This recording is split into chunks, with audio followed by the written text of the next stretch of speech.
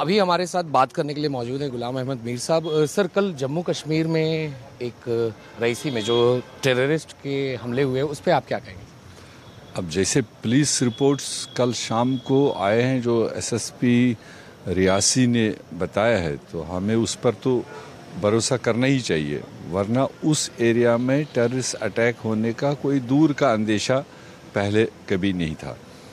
तो मगर अब जिस तरह से ये हुआ, जिन यात्रियों की हत्या हुई उसमें और जितने भी जख्मी हैं, मेरे सबसे पहले तो ये मैटर ऑफ कंसर्न है सबके लिए, देशवासियों के लिए और हम सब के लिए तो ज़्यादा है।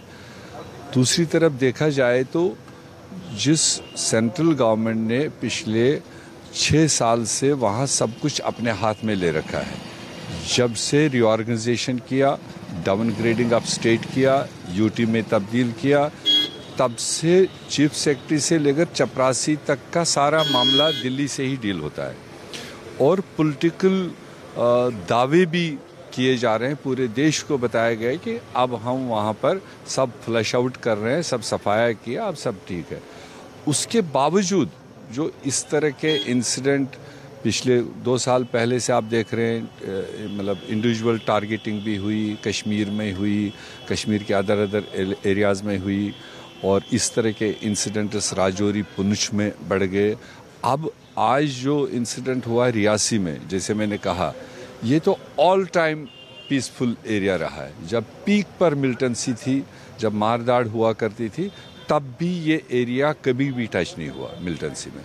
और यहाँ पर इस तरह का इंसिडेंट होना ये बहुत ही मैटर ऑफ कंसर्न है कि अगर यहाँ ये चीज़ एग्जिस्ट करती है तो फिर और एरियाज़ में क्या होगा, उसको माइन्यूटली सभी एजेंसीज़ को देखने की ज़रूरत है और गवर्नमेंट को कंसर्न इसमें रखने की ज़रूरत है। सर, अब कुछ दिनों के बाद अमरनाथ की यात्रा भी शुरू हो जाएगी और पिछले भी हमने देखा है कि करीब 1 महीने में ये तीसरा अटैक है।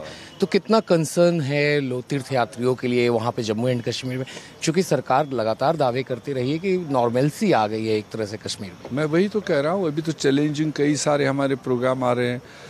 थैंक गॉड अभी लोकसभा का चुनाव हुआ, उसमें इस तरह की कोई खबर कहीं पर नहीं आई, मगर पोस्ट लोकसभा इलेक्शन इस तरह की एक्टिविटी होना और आने वाले 1 महीने में अमरनाथ यात्रा होनी है, वो ऑलवेज प्रेस्टिजियस होता है किसी भी सरकार के लिए।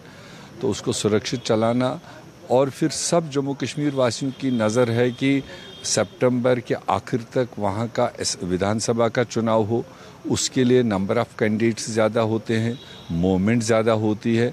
तो वो सारी चीज़ों को देखते हुए तो बहुत ही अलार्मिंग ये कल वाली सिचुएशन है। तो इसलिए उसमें अब सरकार को या तो कहना पड़ेगा या तो ठीक है या तो अभी ठीक नहीं है। ये जो ये एक तरफा बोल रहे हैं और फिर इंसिडेंट होता है तो फिर दूसरी लैंग्वेज बोलते हैं, उससे कन्फ्यूजन है अवाम में भी और सारे देश में भी। तो इसलिए अब समीक्षा लेने के बाद में उनको, देशवासियों को और जम्मू कश्मीर वालों को अंदर की खबर सही बतानी चाहिए कि अंदर उनको क्या दिख रहा है, वो बताना चाहिए।